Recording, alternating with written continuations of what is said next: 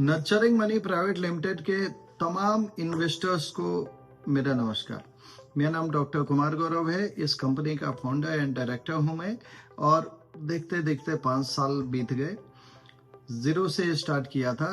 आज total asset under management हमारे पास 350 करोड़ का है, जिसमें 300 करोड़ म्यूचुअल फंड और पीएमएस में है। 50 करोड़ के ऊपर हमारा एनसीटी और कॉर्पोरेट फिक्स्ड डिपॉजिट्स का पोर्टफोलियो है।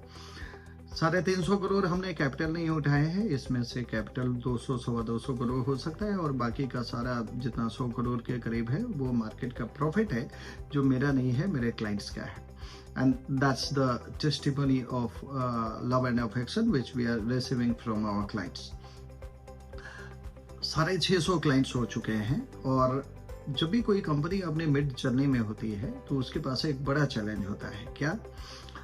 पुराने क्लाइंट्स को ऐसा लगने लगता है कि अब इनका स्केल ज़्यादा हो गया है, नंबर ऑफ क्लाइंट्स ज़्यादा हो गए हैं, तो हमारे ऊपर इनका ध्यान कम होगा। और नए क्लाइंट्स को ऐसा लगता है इनके पास पहले से इतना ज़्यादा है तो हमारे ऊपर क्या ध्यान रख पाएंगे। मैंने एक वीडियो सीरीज बनाने का सोचा है, 10 मिनट का वाद संवाद, जो मैं खाली अपने एग्जिस्टिंग क्लाइंट से करूँगा। आप देखिए, जब आपको पता रहेगा कि हम बैक एंड पे क्या सब कर रहे हैं तो आपके दिमाग में ये उलझने नहीं आएंगी। There are so many things which we are doing at the fund level to hike the returns, hike या optimise the return, right. Return का मतलब क्या है? मार्केट के अपसाइड को कैप्चर करना है और मार्केट के डाउन साइड को प्रोटेक्ट करना है। यही हमारा काम है at the level of return. उसके लिए बहुत सारा रिसर्च लगता है, बहुत सारे प्रोसेसेस लगते हैं। और सेकेंड हमारा हो गया कस्टमर सर्विस। आप देखिए, कस्टमर सर्विस के लेवल के ऊपर सेकेंड लेवल होता है कस्टमर सेटिस्फैक्शन और उसके बियॉन्ड होता है customer ecstasy. So that's our vision to achieve the third level. We may not be perfect but we are trying to improve. आपके जितने फीडबैक मिलेंगे, सुझाव मिलेंगे, उसे हम अपने को बेहतर बनाने का प्रयास जरूर करेंगे। ये वीडियो पहली दफ़ा अपने सेंट्रल ऑफिस से शूट कर रहा हूँ। नोएडा, ग्रेटर नोएडा एक्सप्रेसवे पे हमने एक हेड ऑफिस बनाया है। जो बाकी के 5 ऑफिसेज हैं वो चलते रहेंगे। This is the central command for putting the entire system and processes design in place. Number of client जितने भी आएंगे, हमारे एडिशंस इन माई कंपनी वो ज़्यादा होते रहेंगे। आप देखिए, इसका एक्सपीरियंस है मुझे। 14 साल मैंने कॉरपोरेट में बताए हैं at an administrative level. Tata, Bajaj, SBI, Reliance groups के साथ काम किया है मैंने। तो उस समय मेरा यही काम था, सिस्टम प्रोसेस डिजाइन करना, एडमिनिस्ट्रेशन बनाना। फर्क खाली इतना है कि पहले किसी और के लिए करता था, अब हम अपनी कंपनी के लिए कर रहे हैं, आप सब के लिए कर रहे हैं। तो आप बिल्कुल निश्चिंत रहें कि जो लेवल ऑफ सर्विस हमारी है वो बेहतर होगी, वो इससे बुरी नहीं होगी। 10 मिनट हफ्ते का एक वीडियो मैं आपके पास भेजूंगा, just to apprise you what things we are doing in the company for you. पहले हम लोग फंड रिव्यू की बात कर लेते हैं। अब देखिए, अगर 5 साल पूरे हो गए हैं तो 2 डिवीजन में मैं अपने क्लाइंट्स को बांटता हूँ। एक जो 24 महीने के पुराने हैं, मतलब 2 साल पुराने हैं, और एक जो 2 साल के अंदर है। 2 साल के अंदर वाले को फिर सब डिवीजन बनाता हूँ। एक जो 1.5 साल पुराने हैं और एक जो 1.5 साल के बाद आया है, मतलब 1 ईयर जिनका टेन्योर रहा है हमारे साथ। देखिए, जो 24 महीने के पुराने वाले हैं या विद इन 1 ईयर वाले हैं, इन दोनों का अगर आप एक से ईयर पोर्टफोलियो देख रहे होंगे तो आपको रिटर्न डबल डिजिट में मिल रहा होगा। जो कमिटमेंट हम करते हैं 12 से 15% की, जो म्यूचुअल फंड में करी जाती है, हम उसे ओवरशूट ही करते हैं, 1-आध% ज्यादा ही करते हैं, उससे कम नहीं होता। जो 1.5 साल वाले क्लाइंट हैं, जो लास्ट ईयर अगस्त, सितंबर, अक्टूबर, अगर आप उस समय ऑन बोर्ड हुए हैं हमारे साथ, तो आपको आपकी रिटर्न सिंगल डिजिट में दिख रही होगी, मगर नियरिंग 10% दिख रही होगी। 8 से 9% का रिटर्न है। ये वेरिएशन क्यों है? अब देखिए, जहां 15-16% के कुछ क्लाइंट्स के रिटर्न है, उनके सामने अगर 8 से 9% वाला रिटर्न रखते हैं तो इन्फीरियर लगता है।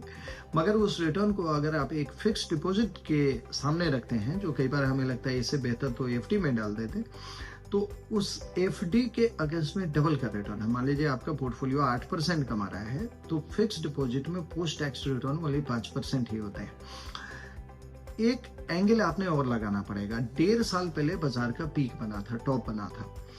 ये टॉप क्या था जी, 86,000 का सेंसेक्स का लेवल का। इसके बाद करेक्शन बाजार में चालू हो गया और बॉटम जो बाजार का बना है वो मार्च अप्रैल जो इंडो पाकिस्तान का वॉर शुरू हुआ था उस समय बॉटम बना था, और इसके बाद बाजार में रिकवरी आई है। रिकवरी आने के बाद पुराने पीक से हम थोड़ा सा कमी है, वो सेंसेक्स और निफ्टी लेवल पे, इंडेक्स लेवल पे। अगर निफ्टी नेक्स्ट 50 देखा जाए, स्टॉक लेवल पे देखा जाए, तो अभी भी सिग्निफिकेंट करेक्शन है ही, 10 से 12% का करेक्शन है। इसको देखते हुए अगर आप अपना पोर्टफोलियो का रिटर्न 7-8%, 9% का देख रहे हैं, ये रिटर्न कहीं से भी बुरा नहीं है। It's all about relative return into the market, it's not about absolute return. आपने एफडी से भी ज्यादा कमा लिया, मार्केट का 0% का रिटर्न या नेगेटिव रिटर्न के अगेंस्ट में अगर 8-9% का रिटर्न आपने बनाया है, तो जब मार्केट की बुल चलेगी, जो रैली चलेगी फिर से, उसमें आपकी रिटर्न अपने आप इजाफा हो जाएगा, डबल डिजिट में आ जाएंगे। तो कहानी घूम फिर के खाली इतनी है कि मार्केट में कहा जाता है 5 साल, हम कहते हैं खाली 3 साल। हमारे साथ अगर 3 साल की यात्रा आपने पूरी कर ली है, तो एवरेज रिटर्न आपका 15% के ऊपर जरूर रहेगा। तो जाहिर सी बात है, कुछ साल ऐसे होंगे जहां एक्सेप्शनल 20-25% के भी रिटर्न होंगे, कुछ साल ऐसे होंगे जहां रिटर्न सबड्यूट रहेंगे, तभी एवरेज बनता है इस तरीके से। मार्केट का टॉप और मार्केट का बॉटम पहले से कभी पता नहीं होता, ये खाली स्पेकुलेशन की चीजें हैं, और जो स्पेकुलेशन करते हैं वो रिस्क के ही बाहर है। स्पेकुलेशन हमें मार्केट में कभी नहीं करना चाहिए। हमें मार्केट में एक प्रोसेस में एंट्री करना चाहिए और पेशेंस के साथ बने रहना चाहिए, और कुछ चीजें हैं जो करते रहना चाहिए। जैसे आपका ऑनबोर्डिंग किया हमने, अगर हमने लास्ट 1.5 साल में 0% मार्केट के अगेंस्ट में आपके पोर्टफोलियो में 9% का रिटर्न जनरेट किया है, तो कैसे किया है? जाहिर सी बात है, आपके पैसे को पहले पार्किंग फंड में डाला, बाजार गिरा, वो पार्किंग फंड वाला रिटर्न कम नहीं हुआ, वो पार्किंग फंड का रिटर्न कैपिटलाइज भी हो गया, उसको हमने री इन्वेस्ट बाजार में कर लिया। तो बाजार के यूनिट्स हमने सस्ते परचेज किए, अलग अलग सेक्टर्स में, अलग अलग फंड्स में। सस्ते यूनिट जब आप परचेज करेंगे तो नंबर ऑफ यूनिट ज्यादा हो जाएगा, और जब बाजार की रिकवरी आएगी, तो भले कुछ पर्टिकुलर सेक्टर्स में रिकवरी नहीं आई है अभी, जैसे इंफ्रास्ट्रक्चर डाउन हुआ काफी मगर रिकवर नहीं हुआ है, मगर कुछ सेक्टर में रिकवरी काफी तेज आई है, जैसे ऑटो सेक्टर में, मेटल सेक्टर में, इन सब में रिकवरी काफी आई है। Again, even you cannot speculate sectors for the recovery also, you have to diversify among different sectors। कुछ सेक्टर्स का आप जरूर एस्टिमेशन लगा सकते हैं जो पीक आउट हो चुके हैं, उनसे दूरी बनाते हैं हम, और अगले 3 साल 5 साल के सेक्टर में लगाते हैं हम।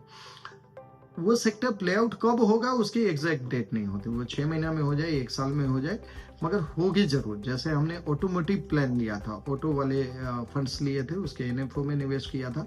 आपने देखा होगा निवेश के बाद 10 रुपए का नया गिर के 9% तक, 9 रुपए तक आया था, मतलब 10% का डाउनफॉल भी आया था। अभी वो बढ़ के सीधा 12% पॉजिटिव हो चुका है, और ये कहानी मात्र 3 महीने में ही हुई।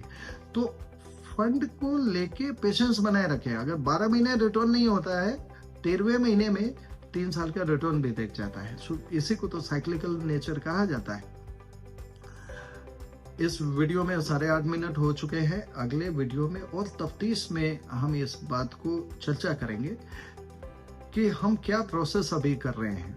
आप देखिए, कुछ लोग 1 साल के बाद उनका मैनेजमेंट करने का तरीका ये होता है, जितने टॉप परफॉर्मिंग फंड्स है उसको रखो, और जो फंड फ्लैट है या नेगेटिव रिटर्न में है 2-3%, उनको हटा दो। ये बहुत बड़ा ब्लंडर होता है। इसमें होता क्या है कि जो साइकिल चल गया है, जिन सेक्टर का जो पिक आउट हो गया है, और जो सेक्टर नहीं चला है, तो जो नहीं चला है वो सस्ता होगा, और जो चल गया है वो महंगा होगा। तो आपने सस्ते वाले से निकाल लिया पैसा और महंगे वाले में लगा दिया। जो गलतियां हमारे बिना आप करते, उन गलतियों को हमारे साथ करने की भूल मत कीजिए, ना ही हमें फोर्स कीजिए। अगर बार बार डेस्परेटली आप हमें ऐसा करने कहेंगे, तो जाहिर सी बात है हम भी उसी रिदम में आ जाएंगे। 17 साल का अनुभव खाली मार्केट का है, मैंने कुछ और नहीं किया है, खाली यही काम किया है। और market is different, fund return is different, investor return is different. Investor return will largely depend upon its not IQ quotient, EQ quotient, emotional quotient, patience, behavior, sustenance, all this things matter. 10 minute का वक्त हो चुका है। हमारी बातों को और clear करने के लिए अगले हफ्ते मेरा फिर वीडियो आएगा। Let's be in touch.